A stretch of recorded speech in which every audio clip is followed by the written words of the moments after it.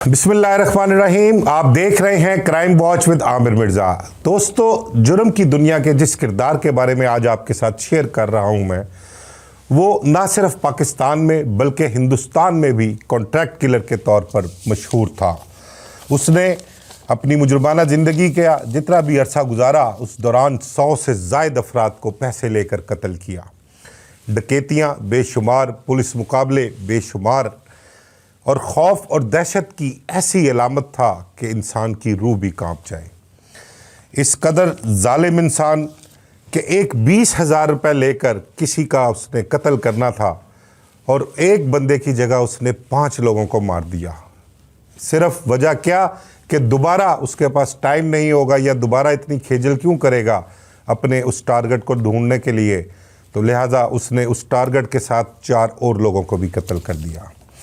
जितने भी लोगों को इसने उजरत लेकर कत्ल किया, उसमें से सिर्फ एक शख्स ऐसा खुशनसीब था जिसके उजरत के पैसे जो उसने लिए थे, जिसकी सुपारी उसने ली थी, वो उसको वापस करनी पड़ी। और वो शख्स था तालिब इल्म रहनुमा, जो एक बड़ा ही ताकतवर तरीन तालिब इल्म रहनुमा हमारे लाहौर शहर पंजाब की तारीख़ में हुआ है। उसका नाम था अरशद अमीन चौधरी।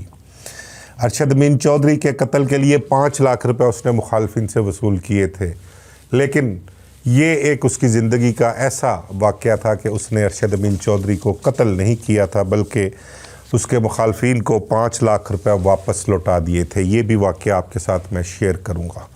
मैं बात कर रहा हूँ दरियाए रावी के किनारे बसने वाले चवेल ख़ानदान से ताल्लुक़ रखने वाले अनवर उर्फ़ अन्नू चवेल के बारे में।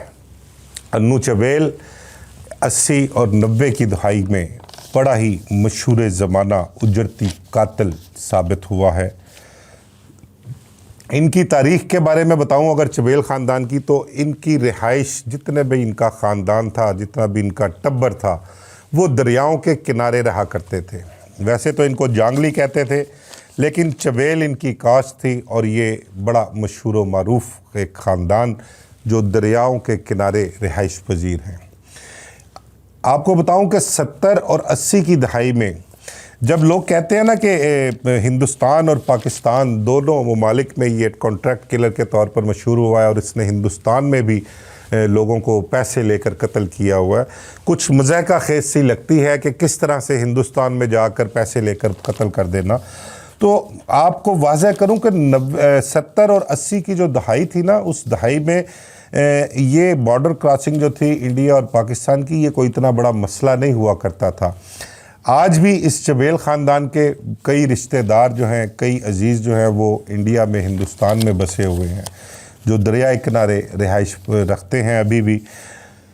उस दौरान, उस दौर में स्मगलिंग बड़ी आम हुआ करती थी और स्मगलर यहाँ से हिंदुस्तान और हिंदुस्तान से यहाँ बड़ी आसानी से आ जाया करते थे। बल्कि वहाँ पर बॉर्डर पर जो मौजूद BSF कह लें और रेंजर्स के जो थे लोग, कुछ लोग उसमें शामिल हुआ करते थे, उस स्मगलिंग में भी और इनकी बॉर्डर क्रॉसिंग में भी, लेकिन इतनी सख्ती नहीं हुआ करती थी। वहाँ पर ईज़िली बंदा आ जा सकता था। तो ये कोई ऐसी अपना चंबे की बात नहीं है कि इसने हिंदुस्तान में लोगों को पैसे लेकर कत्ल ना किया हो। ये इसकी एक सही कह लें कि इंकशाफात जो है वो बिल्कुल ठीक इंकशाफात हैं इसके। बहुत से लोगों ने इस पर एतराज़ भी किया है कि नहीं, ऐसा कैसे हो सकता है, लेकिन ये काबिल अमल काम था और ऐसा हुआ भी है माजी में। बात मैं कर रहा हूँ अनवर उर्फ़ अन्नू चवेल की। 80 की दहाई में और 90 के मिड तक, जब तक इसकी ज़िंदगी रही है, इस दौरान इसने गिरफ़्तार तो ये नहीं हुआ, लेकिन इसका एक साथी कोई गिरफ़्तार होता है तो वो दौरान तफ्तीश इसके जो जुराइम की दास्तान है वो बयान करता है, और वो दास्तान बड़ी खौफनाक दास्तान होती है। इस कदर जालिम इंसान, एक वाक़या, उसका साथी जो गिरफ़्तार होता है, पहले तो वो बताता है कि इसने कभी अपने साथ एक से दूसरा बंदा कोई साथ नहीं रखा। अगर बहालत मजबूरी किसी को साथ ले जाना पड़ा इसने किसी वारदात को, किसी काम को सरअंजाम देने के लिए, तो एक इसके साथ ड्राइवर होता था या बहुत ही मजबूरी में एक साथी को साथ लेके जाया करता था। उसका वो साथी जिसने उसके साथ बहुत से जुराइम जो हैं वो सर अंजाम दिए, उसने दौरान तफ्तीश जब वो गिरफ़्तार हुआ तो उसने बताया एक वाक़या साहिवाल का। उसने बताया कि एक 20,000 रुपया उसको किसी ने दिए अपने मुखालिफ को कत्ल करवाने के लिए। उसका मुखालिफ सुबह साहिवाल मंडी जाया करता था, तो ये उसकी रैकी में नाका लगाकर बैठ गया वहाँ पर। सुबह जब वो अपनी गाड़ी पर निकलता है वहाँ जाने के लिए मंडी, तो ये उसको रास्ते में रोक लेता है। अब खुदा की करनी ऐसी कि वो अपनी गाड़ी पर निकलता है तो उससे रास्ते में कोई गांव के 4 लोग जो हैं वो लिफ्ट मांग लेते हैं, तो वो भी उसके साथ बैठ जाते हैं कि हमें भी मंडी ड्रॉप कर देना। अब वो जब इसका आमना सामना होता है, ये गाड़ी रोकता है उनकी, तो वो जो गिरफ़्तार शख्स जो ये इंकशाफात कर रहा है, उसने बताया उसने कि मैंने उसको, अनवर चवेल को ये कहा कि यार ये लोग नाजायज़ हैं, साथ मर जाएंगे तो फिर किसी दिन देख लेते हैं इस काम को। तो उसने कहा कि अब दोबारा कहाँ इसको तलाश करते फिरेंगे, दोबारा कहाँ इसका थड़ा मारेंगे, तो कोई गल नहीं, इन्हां दी समझो रब वल्लों आई सी। तो ब्रस्ट मार के इसने वहाँ पर उन 5 अफराद को मौत की नींद सुला दिया। और ये एक ऐसा वाक़या है जिसके बारे में वही उसका अन्नू चवेल का जो साथी है वो कहता है कि उसने 1-2 मरतबा कभी इजहार भी किया कि यार अगर मुझे कुछ अफसोस है अपनी मुजरमाना ज़िंदगी में तो मुझे उस पर कभी अफसोस होता है कि वो उन नाजायज़ लोगों को मैंने कत्ल किया। इसके अलावा और बहुत से इसके कारनामे हैं, इसके जुराइम की दास्तान जो उसका साथी दौरान इंकशाफ बताता है। उसका ये कहना था कि पाकिस्तान का कोई शायद ही ऐसा इलाका हो जहाँ पर उन्होंने पैसे लेकर किसी ना किसी की दुश्मनी ना निभाई हो। लाहौर शहर में एक बड़ी मशहूर दुश्मनी हुई है, सेहरों वाली दुश्मनी। ये दुश्मनी हंजरवाल के इलाके में थी, मुल्तान रोड से मुल्क का इलाका है।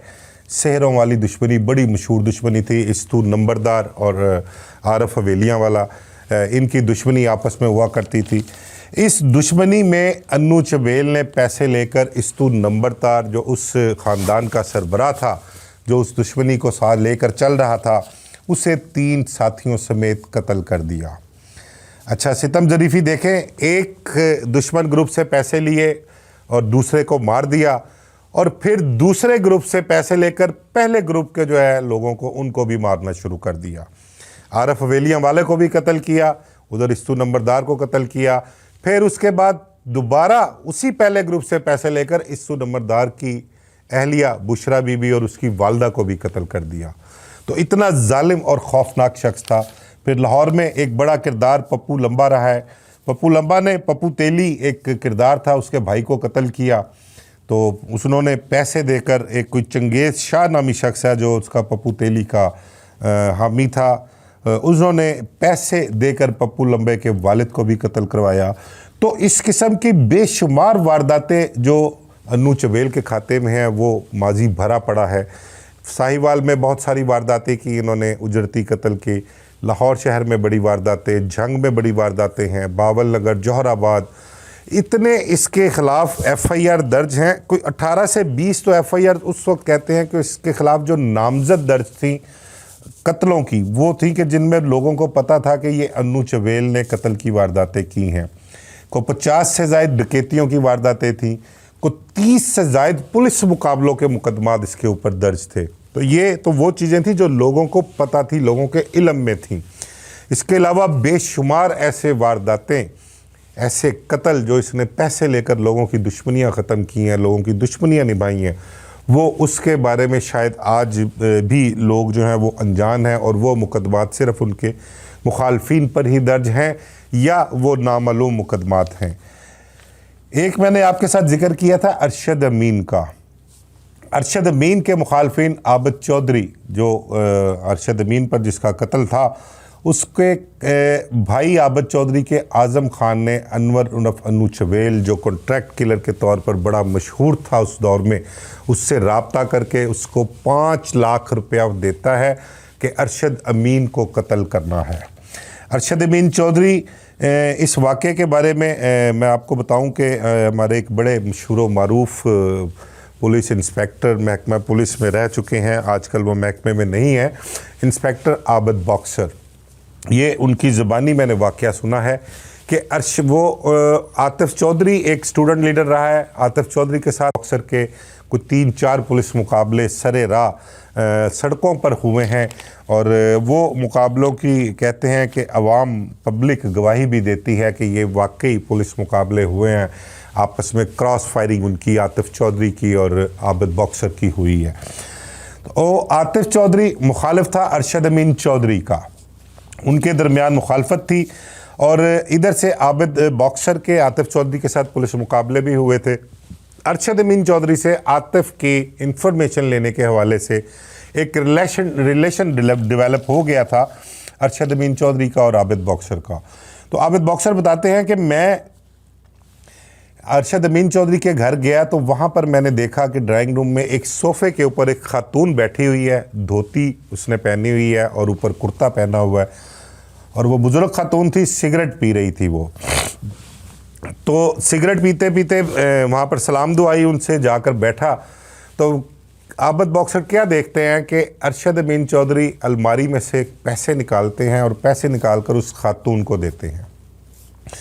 वो खातून 5 लाख रुपए उसको देते हैं। उस खातून ने वो 5 लाख रुपए जो है वो एक कपड़े में लपेट के अपने पास रखे और अरशद अमीन को कहा कि चौधरी साढ़े घरों अज तक कदी किसी को पैसे वापस नहीं मोड़े, लेकिन तेरा एक वाहद एक काम है कि सानू पैसे वापस मोड़ने पे ने। तो अरशद अमीन चौधरी ने कहा कि अम्मा माँ जी मेहरबानी ताड़ी, तुसी मेरा ख्याल किया, मेरी हया की है, तो मेहरबानी, बस शुक्रिया मैं अदा कर सकना है। फिर अरशद अमीन ने उस खातून को जब वो जाने लगी तो उसको ये भी कहा कि अम्मा किसी नूं तुहाडे नाल भेज देवां, तुहाडे कोल पैसे हैगे ने ते रस्ते कोई अभी नबी ना हो जाए। तो उसको वो खातून जवाब देती है कि जे अन्नू झबेल दी माँ कोलों किसी ने पैसे खो ले तो फिर की गल है। ये अन्नू झबेल की माँ थी जो अरशद अमीन चौधरी से 5 लाख रुपया लेकर गई थी। बाद में अरशद अमीन चौधरी की और आबिद बॉक्सर की जो डिस्कशन होती है उसमें अरशद अमीन चौधरी बताता है कि आज़म चौधरी जो कि आबिद चौधरी का भाई था, उसने मेरे कत्ल के लिए 5 लाख रुपया दिया अन्नू झबेल को। तो मुझे पता लग गया, मैंने कोई अपना ताल्लुक़ सिफारिशें लड़ाई, अन्नू झबेल से रब्ता किया और उसको कहा कि मेहरबानी फरमा कर मेरे से टल जाओ, मुझे माफ़ी दो। तो उसने कहा कि हमने आज तक कभी किसी के पैसे वापस नहीं दिए। तो मैंने उन्हें ये पूछा कि कितने पैसे लिए हैं, तो उनका 5 लाख रुपया। तो मैंने कहा कि ये 5 लाख रुपये आप पैसे वापस ना करो, ये पैसे मैं अदा कर दूंगा, आप ये पैसे जिसके हैं उसको दे दो और मेहरबानी मेरी जान बख्श दो। तो ये 5 लाख रुपया अन्नू झबेल की माँ लेने आई थी और उस ज़मन में ये 5 लाख रुपया दिए हैं। अन्नू झबेल बावल नगर, जौहराबाद, साहिवाल, इन इलाकों में उसने बड़ी मफरूरी काटी है। लाहौर शहर में बड़ी मफरूरी काटी है उसने, चूंग के इलाके में बड़ी मफरूरी काटी है। बहुत से ऐसे वाक़यात हैं। अच्छा, मैंने आपको बताया कि अन्नू झबेल ने इंडिया में भी कई वारदातें कर रखी हैं उजड़ती कत्ल की, तो वहाँ पर भी पैसे लेकर इसने लोगों को मारा हुआ है। लेकिन ये अर्ली 80s की बात है, 80 के शुरू की ये बात है। 80 की शुरू की दहाई में इस किस्म की वारदातें इसने वहाँ पर भी की हैं। और जब इसका पुलिस मुकाबला होता है तो इंडिया में भी बड़ी सुर्खियाँ लगती हैं अखबारात में, मीडिया में। BBC ने बल्कि इस पे बड़ा एक कहते हैं प्रोग्राम भी किया था और बड़ी इसका जिसको उस टाइम कहते हैं कि दरिया का बेताज बादशाह, पानी का बेताज बादशाह इसको लक़ब दिया था उन्होंने। और इसके इतने नाम थे पाको हिंद में लोगों को मारने के हवाले से, बदमाशी के हवाले से, कि रोंगटे खड़े हो जाते थे। लाहौर पुलिस को मुखबरी होती है, एक इंस्पेक्टर हुआ करते थे मलक अशरफ, वो इसको रेड करते हैं, किसी जगह पर मुखबरी होती है, गालबन भावल नगर या जौहराबाद का इलाका था, वहाँ पर मुखबरी होती है, वो रेड करते हैं। तो रेड के बाद पता लगता है कि ये वहाँ से निकल गया है, वहाँ पर नहीं मिलता। फिर कि दोबारा किसी जुराइम पेशा लोगों की वहाँ पर मुखबरी होती है और पुलिस रेड करती है। तो उस रेड के दौरान वहाँ से फिर पुलिस को कुछ नहीं मिलता। ये कहते हैं कि वहाँ से फ़रार हो जाता है इसकी बीवी, इसके बच्चे बच्चियाँ और एक भाई इसका, वो फ़रार हो जाता है। और उस फरारी के दौरान इसको रास्ते में कहीं पुलिस मिलती है तो उसके साथ मुकाबला भी हो जाता है, भी वहाँ कहीं रास्ते में ये कत्ल भी करता है। अच्छा, इस रेड के दौरान पुलिस को ये नहीं पता होता कि जिस जगह हमने रेड किया है वहाँ पर अन्नू चवेल भी मौजूद है। अन्नू चवेल वहाँ से पुलिस के आने से पहले ही निकल जाता है, भाग जाता है। लेकिन उस वहाँ से निकलने और लाहौर तक के रास्ते में बताते हैं कि इसके रास्ते में कहीं 8 जगहों पर पुलिस के साथ मुकाबले हुए हैं और पुलिस को ये समझ नहीं आ रही थी कि ये कौन है जो पुलिस पर फायरिंग कर रहा है। जहाँ कहीं रास्ते में नाका मिलता है ये फायरिंग कर देता है पुलिस पर। इसने रास्ते में कोई 8 डकैतियाँ की वारदातें की, किसी की गाड़ी छीन ली, किसी से कुछ छीना और एक नौजवान को इसने एक घर में कत्ल किया। टोटल बताते हैं कि कोई 20 से 21 मुकदमात इस दौरान इसके खिलाफ दर्ज हुए, लेकिन पुलिस को ये नहीं समझ आ रही थी कि ये शख्स कौन है। सब मुकदमात जो थे वो नामालूम दर्ज हुए थे। जिस घर में पुलिस ने रेड किया वहाँ से पुलिस को एक ख़त मिलता है। उस ख़त में एक तहरीर लिखी होती है जिसमें उसने लिखा होता है कि आपने मुझे कहा था कि मैं बाहर आपकी से जो दुश्मनी है, जिस केस में मैं अंदर हूँ उसमें सुलह करवा देंगे, मेरी मदद करें। तो वो हेल्प के लिए वो ख़त लिखा गया था। अब उस ख़त में जो नीचे लिखा गया तो उसका कैदी का नाम और उसका नंबर भी लिखा हुआ था और फला जेल से ख़त लिखा गया था। ये सारा बीच में तहरीर था। पुलिस उस ख़त के मुताबिक उस कैदी के पास पहुंचती है। वहाँ से जब दरियाफ्त करती है, इंटेरोगेट करती है, तो पुलिस को पता लगता है कि ये ख़त उस कैदी ने अनवर उर्फ अन्नू चवेल को लिखा था और जिस घर में पुलिस ने रेड किया था वहाँ अन्नू चवेल अपनी फैमिली और भाई के साथ रह रहा था। जिसके बाद ये जो 21 मुकदमात दर्ज हुए थे मुख्तलिफ शहरों में, मुख्तलिफ शहरों के थानों में, उन सब मुकदमात में फिर अनवर उर्फ अन्नू चवेल और उसके साथियों को नामजद किया गया। ये खौफ और दहशत की ऐसी अलामत था कि खुदा की पनाह। इसके एक वाक़े के बारे में आपको बताऊं कि ये हंजरवाल लाहौर के इलाके में एक दफ़ा किसी होटल पे बैठा खाना खा रहा था और इसने अपने दोनों पैरों के दरमियान झोली में कह लें कि क्लाशनकोफ रखी हुई थी। एट अ टाइम इसके पास कहते हैं 3 से 4 क्लाशनकोफें इसके पास गाड़ी में मौजूद होती थी। वैसे कोई 8-10 क्लाशनकोफें इसकी मलकियत थी और ये अपने पास रखा करता था। वो होटल पे खाना खा रहा था तो करीब ही पुलिस चौकी हुआ करती थी। वहाँ पर कोई पुलिस वाले बैठे थे। उन्हें किसी ने बताया, किसी ने शनाख्त की इसकी या कोई जानता था। उन्होंने कहा कि अनवर उर्फ अन्नू चवेल होटल पे बैठा खाना खा रहा है। तो पुलिस वाले उसको गिरफ्तार करने के लिए नहीं, सिर्फ उसको देखने के शौक़ में उस होटल पर गए और उसको देख के बड़ी खामोशी से, बड़े आराम से वहाँ से वापस आ गए थे। तो इसका इतना खौफ होता था। पुलिस मुकाबले आपको मैंने बताया कि 30 से ज़ायद पुलिस मुकाबले इस पर थे और पुलिस पर गोली बिल्कुल बेदरेग लाचाक होकर चलाया करता था। लोगों को तो कत्ल करता ही था, लेकिन पुलिस का भी बड़ा वैरी या बड़ा दुश्मन हुआ करता था। इसके 2 भतीजों को एक उस वक्त के थानेदार लियाकत शाह हुआ करते थे, उन्होंने उसको कत्ल किया था। पुलिस मुकाबले में उनको मारा था उन्होंने। उस पुलिस मुकाबले में हलाकत के बाद अनवर उर्फ अन्नू चवेल ने कई मरतबा कोशिश की उस थानेदार को मारने की, अटैम्प्ट भी की, लेकिन वो कामयाब नहीं हो सका। उसके बाद लियाकत शाह अफसरान के आगे पेश भी हुए और उनसे इस्तदा भी की कि मुझे सिक्योरिटी फराहम की जाए और मुझे बचाया जाए इससे, अनवर उर्फ अन्नू चवेल से, क्योंकि वो मेरी जान का दुश्मन हुआ है। इसी दौरान इसका एक भाई सफदर चवेल वो भी पुलिस मुकाबले में मारा गया। इसके पुलिस मुकाबले के हवाले से आपको बताऊं कि ये जब मुल्तान के एक कोई थाने का एक एडिशनल SHO था, ये उसके घर में मफरूरी काटता रहा है और कहते हैं कि बड़े धड़ल्ले से ये मुल्तान के उस थाने में जाकर बैठा करता था। पुलिस को इन्फॉर्मेशन मिली तो यहाँ से लाहौर पुलिस के कई अफसरान जो हैं वो साइल बनकर उस थाने में भी जाते रहे कि शायद इनका वहाँ पर अन्नू चवेल से आमना सामना हो जाए, लेकिन इनका आमना सामना नहीं हुआ। बहरहाल उस एडिशनल SHO को भी शामिल तफ्तीश किया गया, उसको पकड़ा गया, उससे इन्फॉर्मेशन ली गई।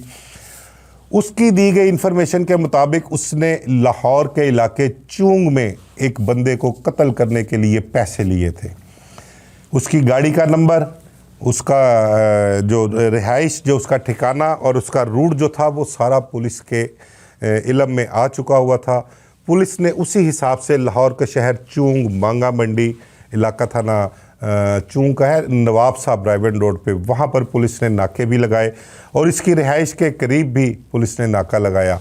अब इंस्पेक्टर आबद बॉक्सर जो है वो बताते हैं, उनका इस पुलिस मुकाबले के हवाले से कहना है कि चूंग में 3 जगह पर नाके लगाए हुए थे और उन नाकों के दौरान जब इसकी गाड़ी आती है तो ये इसकी गाड़ी को पुलिस ब्रस्ट मारती है, आबद हुसैन बॉक्सर की, और उनके साथ एक कोई मलक एजाज और एक और साथी एहलकार होता है, ये फायरिंग करते हैं।